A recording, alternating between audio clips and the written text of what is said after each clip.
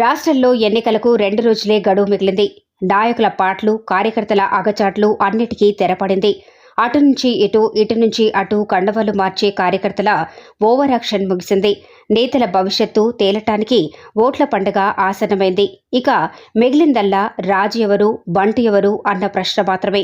కర్నూలు జిల్లా మంత్రాలయ నియోజకవర్గం ఏర్పడిన మొదట్లో కాంగ్రెస్, తెలుగుదేశం, ఆ తర్వాత 2 ఎన్నికల్లో వైసీపీ, టీడీపీ ఇలా 2 పార్టీలకు ప్రధానంగా పోటీ జరగ్గా ఇప్పుడు 3వ పార్టీగా మళ్లీ కాంగ్రెస్ బరిలో నిలిచింది.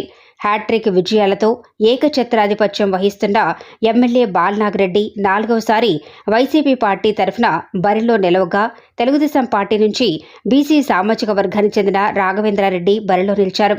ఇరు పార్టీల వారు సవాళ్లు ప్రతి సవాళ్లు విసురుకుంటూ గెలుపు మాదంటూ ధీమా వ్యక్తం చేస్తూ ప్రచారాలు ముగించారు.